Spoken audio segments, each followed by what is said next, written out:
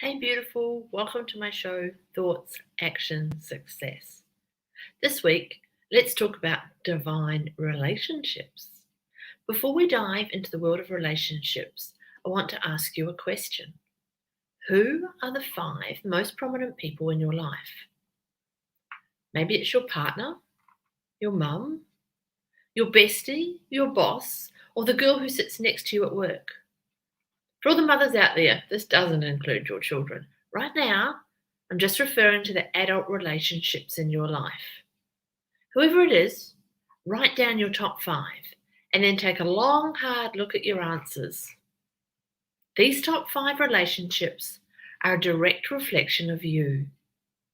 You see, we are a product of the people we surround ourselves with, which means that whoever you're hanging out with on the most says a lot about who you are and who you are becoming. With that in mind, when you look at your list, is your immediate reaction, oh crap? Or did you think, oh yeah, that's awesome. These people are amazing. I'm so inspired by them and so grateful to have them in my life. If you answer more like the first, it might be time for a relationship reassessment. When I look back at some of my previous relationships, I can see they were definitely a reflection of my internal state. I don't regret anything in life. Those relationships were perfect for where I was in my journey. And I learned so many beautiful lessons along the way. But they were certainly not serving my higher good, and I wasn't serving theirs. Once you realize the importance of the relationships in your life, you can make a choice. You can continue to give your time, energy, and space to those relationships, or you cannot. That doesn't mean you have to go and break up with your bestie via text right now. It's simply an opportunity to look closely at the prominent people and connections in your life and ask yourself some serious questions. Do your relationships inspire you and allow you to be the fullest version of your authentic self? Or are they causing you to shrink and become a modified version of yourself? The answers will tell you a lot.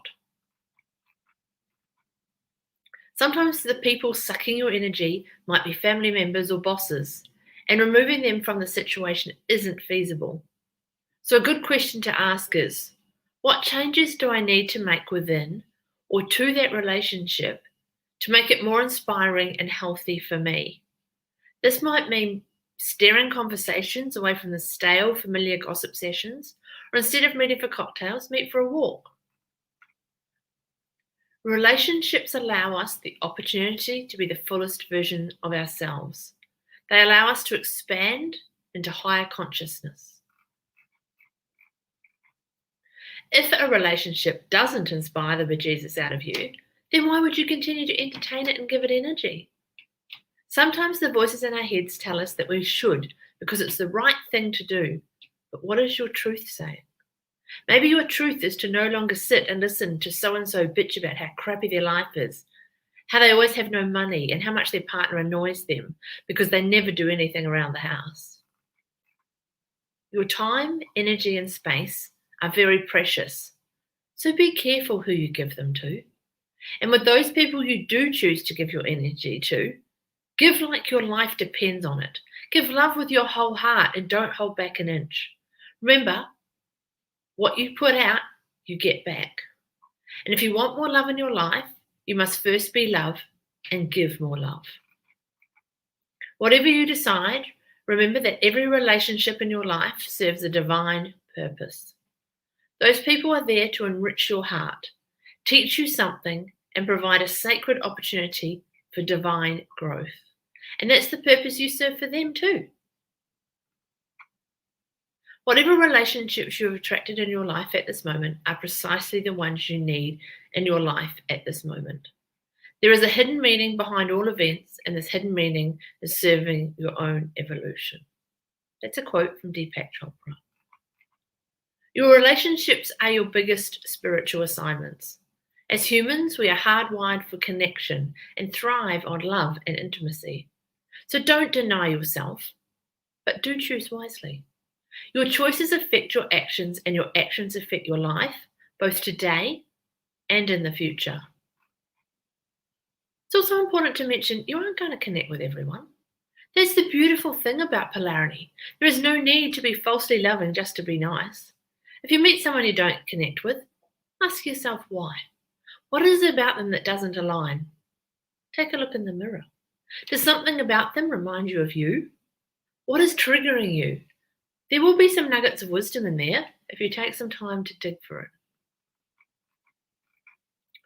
Recently, I was chatting with a friend when she told me that she thought a mutual friend was inauthentic. Before we went any further, I asked her where she is being inauthentic in her own life. That question took her by surprise, but because she was open, she stopped to think about it. I could hear her crying as she realized she was being inauthentic in her relationship. If she hadn't stopped to look in the mirror, it's quite possible she would have missed that opportunity to get really honest with herself. Remember, every relationship is a reflection of you. Take the time to stop and look in the mirror before you throw around the judgments. I remember an instance when I accidentally cut someone off in the car park at my local supermarket. I know I hadn't been paying enough attention, and the incident really was my own fault. I quickly mouthed, "I'm sorry," and gave a sincere wave to the man in the car behind me.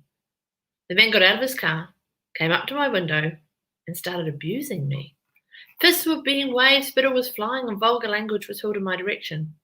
I was really hurt and extremely shocked. It seemed like a minor incident, and I had immediately apologised. His reaction had seemed crazily disproportionate. Shaken, I remember driving around the corner, pulling into a parking spot, and promptly bursting into tears. I knew I needed to be more present while driving. I had been distracted and someone could have been hurt. So I was grateful for that potent reminder. But I was also really taken aback by the man's reaction. How could he be so mean? I didn't do it on purpose. It was an accident, I thought. It was a powerful way to learn an important lesson about relationships. In all our human interactions, everyone is dealing with their own stuff.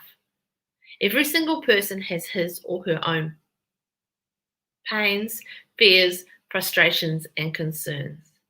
In that moment in the car park, the other man's reactions had been about his stuff. Maybe he had just got fired, or his dog had died, or he'd found out a member of his family was in hospital. Really, the reason was none of my business. He'd simply been angry and frustrated, and I just happened to be the person on the receiving end, which in turn was perfect for me because it was the slap in the face I needed. Realizing the truth helped me get perspective and made me conscious of the fact that the only thing I could control in the whole situation was my own reaction. In fact, when you understand that people will always try to project their own stuff onto you, it's quite liberating. It helps you let go. It means you can stop taking things personally and will save you years of battles in your mind. You see, everyone is always seeking unity. One person may want to bring you down to their level, and another may want you to rise up. Either way, your job is to stand in your truth and remember that everyone is always seeking unity. Realizing this is a great opportunity for growth.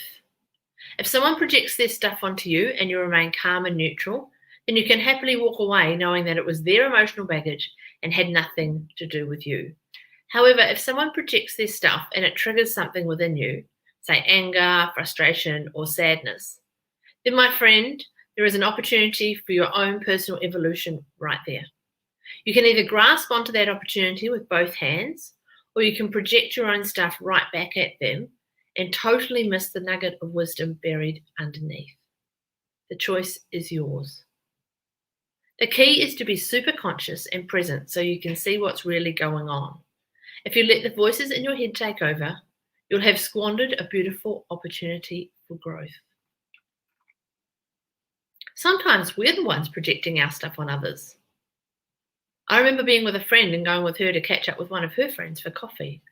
After we'd finished our coffees and were in the car heading back to her place, she commented on how sweet, funny and bubbly she thought her friend was. I, on the other hand, had thought she was stuck up and fake. Isn't it funny how two people have very different opinions of the same experience and the same person? Of course, there was a lesson to be learned from my bitching. When we judge others, we are simply judging ourselves. What we see in others, we see in ourselves. In the moment in the coffee shop, what I saw in the other person was what I feared within myself. She triggered my own stuff. I was simply looking at the mirror at my own reflection. There was an element of stuck-upness and inauthenticity radiating out of me, and that was being bounced back at me through the other person. She was my mirror. Now, whenever I feel myself go to judge someone, I take a look in the mirror and remind myself that it has nothing to do with the other person and everything to do with me. The voices in your head won't want you to look at yourself honestly like that, but do it anyway. Free yourself today. Understanding this mirror concept will save you years of heartache and will fast track your journey to master your mindset.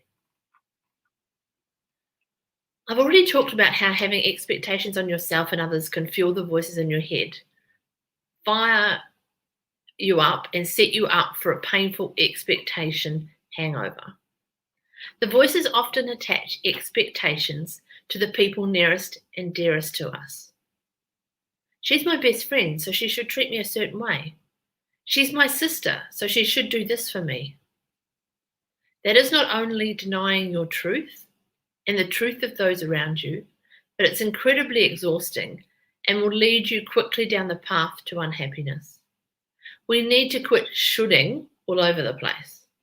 Let go of expectations and accept the truth of the present moment and of the people around us. Wouldn't you rather someone did something for you because she wanted to with all her heart, not because she felt she should? From a young age, I constantly people pleased because that was what I thought I had to do to get people to like me. I also developed the belief that you should do things to make other people happy, and it didn't matter if you had to sacrifice your own truth and happiness in the process. It wasn't until much later in my life that I realized I needed to put my health and happiness first, that I was no good to anyone else if I wasn't at my best. Every time we people please, we are saying yes to someone else and no to ourselves. In that moment, we are well and truly diminishing our light. Nothing good comes out of people pleasing, just that old expectation hangover. A yucky feeling deep in your gut and a sour taste in your mouth. Don't think I'm saying you shouldn't do things for other people. I'm constantly doing nice things for my family and friends, but not because I feel like I should, simply because I love to. There's a definite difference there. One is motivated by love and the other by fear. When you are coming from love, the energy is different. Not only will you feel it, but so will the person on the receiving end. To avoid giving yourself an icky expectation hangover, drop the labels and expectations you place on yourself, your family, and friends, and just show up as your beautiful self and stop shoulding all over the place. I'm currently a work in progress to dealing with a serious case of comparisonitis. I identified I was living in a constant state of not feeling good enough. I compared everything about me to others, how I looked, the work I did, how much money I made, how many clients I had, the clothes I wore, how much I weighed, the car I drove, how happy I was. Everything. I did it because I was insecure within myself, and the voices in my head were having a field day. It was one of the most sensitive pain points, and they pushed on it whenever they could. When we compare ourselves, we are comparing from fear, which is the opposite of your truth, love. The voices in your head use comparisons to keep you in a state of suffering and out of your heart. That's their job and the way they survive. Remember, the voices cannot survive in a state of love. She will do whatever it takes, like point out your friend's successes on Facebook, the beautiful skin of some celebrity on Instagram, and even great shoes on a girl walking down the street, to keep love at bay and guarantee their power over you. It's just another sneaky trick that they try to play on you. Comparison keeps you small and creates a scarcity mindset.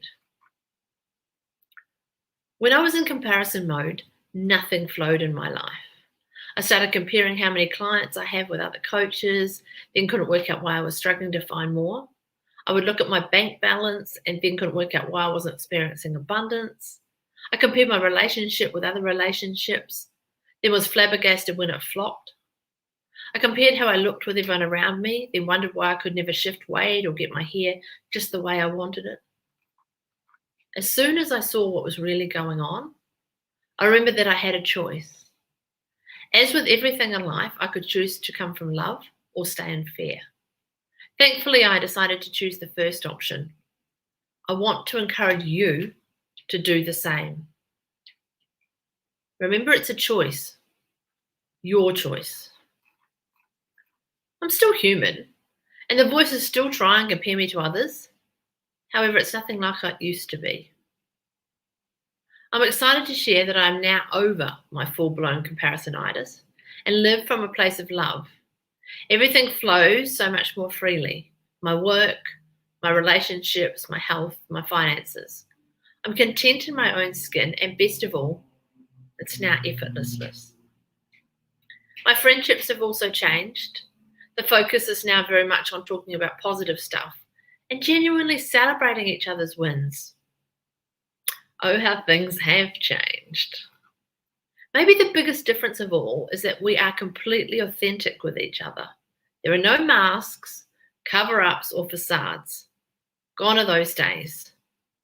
Now we can just be ourselves. How refreshing. Take a moment right now to reflect on the relationships in your life. Are they based on comparison? Gently remind yourself to slide back into your heart. It's so much warmer in there. Be grateful for those relationships. Choose to come from love. Let the voices take a back seat, and instead of comparing yourself to those people, praise them for their greatness. Celebrate their wins and genuinely be happy for them. Your soul sisters are the friends who really get you deep down.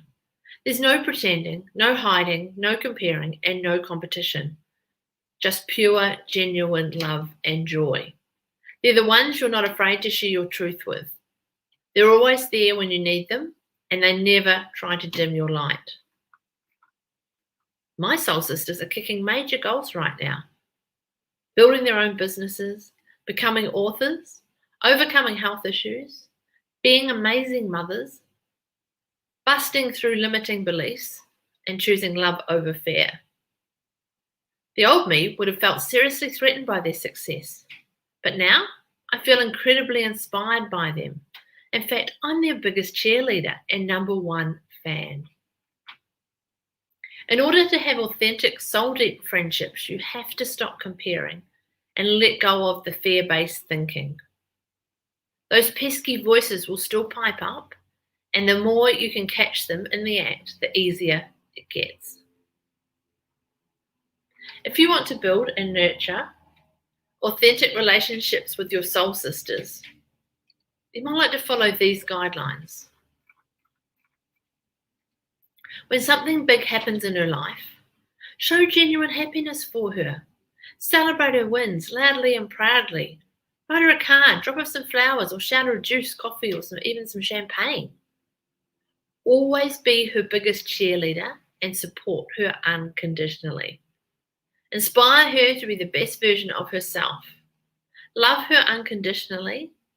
Let go of your own expectations.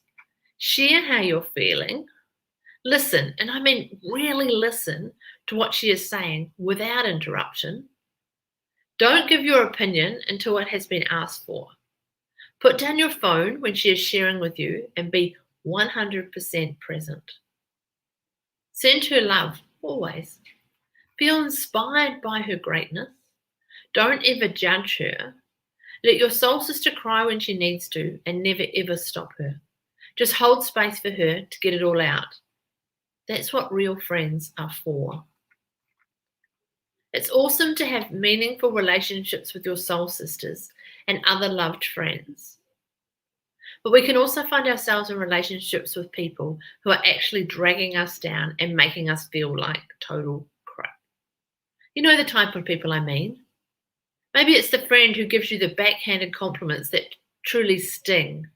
Or the girl you've known since high school who only calls when she needs something and she's never around when you've got your own stuff going on. Or maybe it's a whole gang of peeps you used to hang out with whose values no longer align to your own. Whatever type of friend it is that's pulling you down, there are some things you can do to protect yourself and ensure that your energy isn't being compromised. Number 1, recognize that all your relationships serve a divine purpose. Yep, even that friend who really knows how to push your buttons. There is a lesson you need to learn from this person. And the sooner you figure it out, the sooner you can both move on and let the experience go. Number 2, know that you do not have to put up with being treated badly. It doesn't matter whether you've known someone since you were both toddlers or if you feel bad for them because they've got no other friends, which is a judgment, by the way, or any other reason that you might be telling yourself. The simple truth is this: you deserve to be treated with kindness and respect by the people around you. And anyone who is not living up to the standard is not worth your time and energy.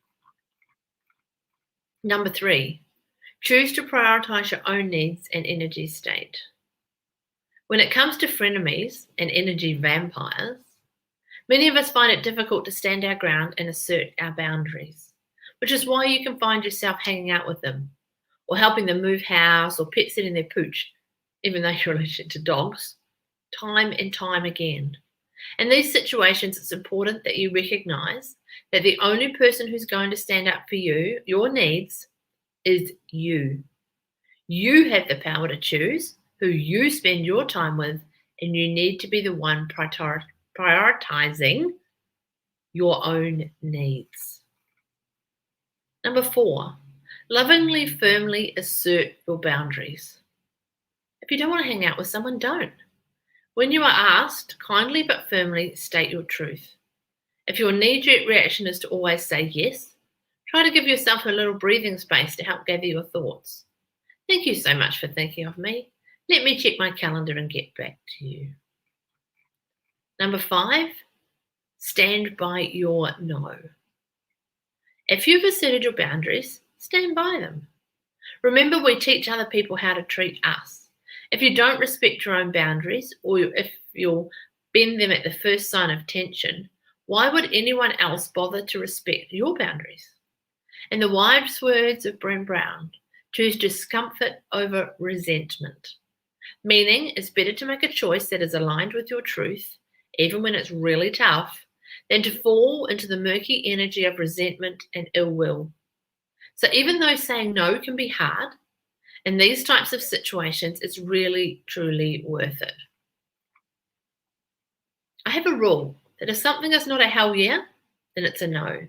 So if I'm umming and ahhing about whether I should go to an event, take on a client, or overbuying something, then it's a no. Number 6, if all else fails, lovingly let them go. If you've tried your best to assert your boundaries and include someone in your life in a way that serves both of you, yet they haven't given an inch, it's time to focus your energy elsewhere. It may sound harsh, but the reality is that you can never control how someone else acts, and putting up with being treated poorly is not doing either of you any favors. Kindly, gently detach them from your energy field. Some people like to physically tell the other person that they need some space. Others just prefer a slow, gentle fade out. Whichever way feels more genuine and kinder to you, make sure that you are sending them love the whole time and honoring your truth. That way, your own energy will remain clear and light, and you can both continue your soul journeys unencumbered by negativity. While we're discussing our relationships with others, before we delve into the divine topic of soulmates and romantic love, it's an excellent time to revisit the one relation that underpins everything else in your life. You guessed it, the one with yourself. There's no point addressing your relationships with the people around you if you're not practicing what you preach with yourself. You still must be flexing that self-love muscle, cranking up your worthy-o-meter and believing in yourself. No amount of romantic wizardry or friendship fine-tuning will make up for a lousy relationship with yourself. You've got to seriously commit to treating yourself with nothing but straight up love. It's not until you have cultivated a loving relationship with yourself that you will be able to call in your soulmate. Until then, you'll just experience romantic relationships that fill a void but aren't quite right. You'll be settling and denying yourself, and things will feel a little off. I'm currently working on creating space in my life to allow me to meet my soulmate. To get there, I have been focused on karate chopping my limiting beliefs, mastering the voices in my head, letting go of the past, healing my heart, getting healthy, loving myself, and learning some pretty big life lessons. I'm definitely not saying that everyone has to do all this before they find their soulmate, but I do believe that you have to be in a place within yourself where you are bursting with love before your soulmate can enter the picture.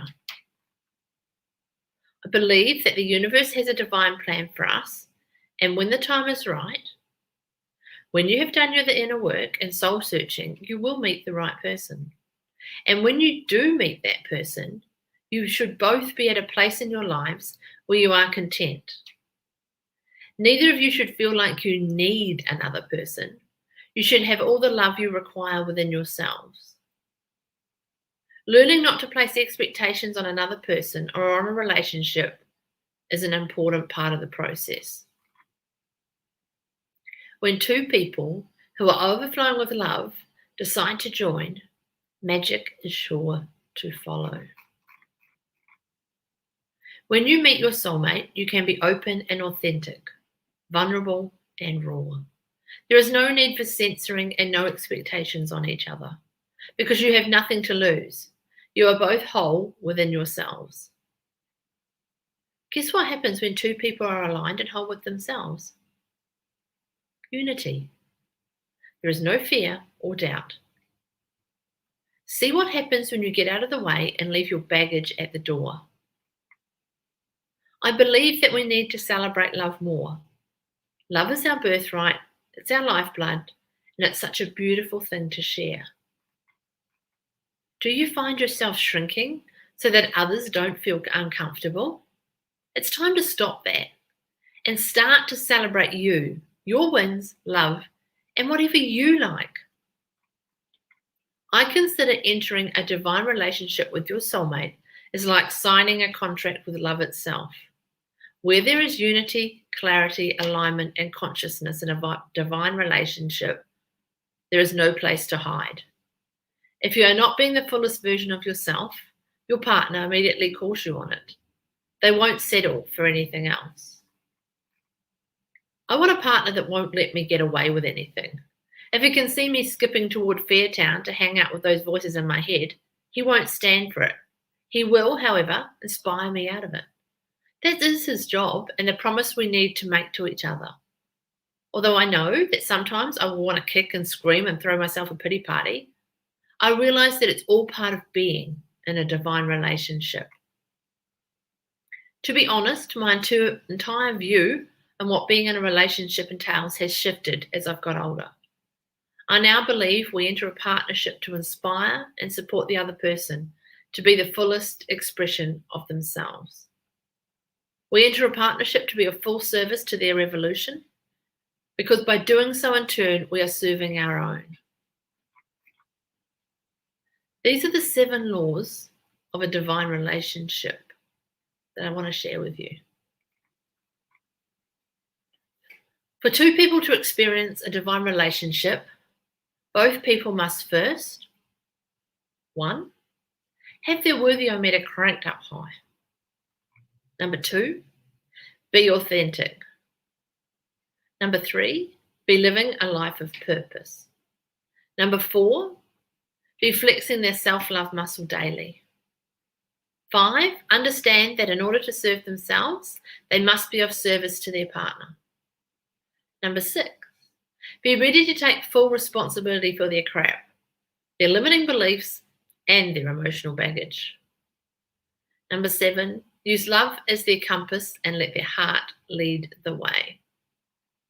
I totally believe that all of us can experience divine relationships.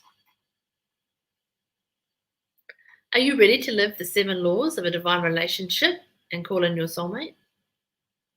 I know that I am, so why don't you do it too? Our time is now. Or if you're already in a divine relationship, how can you take it to the next level? So let's just recap the key takeaways from this show about divine relationships. Relationships allow us the opportunity to be the fullest versions of ourselves. Your relationships are your biggest spiritual assignments. When we judge others, we are simply judging ourselves. What we see in each other, we see in ourselves. Every time we people please, we are saying yes to someone else and no to our truth. In that moment, we are dimming our light. Comparison keeps you in fear town. It will rob you of happiness and pure joy. Quit comparing. Treat your soul sisters with love. The most important relationship is the relationship with yourself. You must cultivate a loving relationship with your awesome self first. Unity, clarity, alignment, and consciousness are prerequisites for divine relationships. I would love you to join me again next Saturday at 10 a.m. Queensland time for the next edition of Thoughts, Action, Success, where we will talk about your gift to the world. I currently have limited vacancies for new coaching clients and wanted to share the opportunity with my show viewers and listeners first. If you're interested in finding out more about coaching and if it could work for you, then I'd love to talk to you and offer you a complimentary, no obligation discovery session so you can experience it for yourself.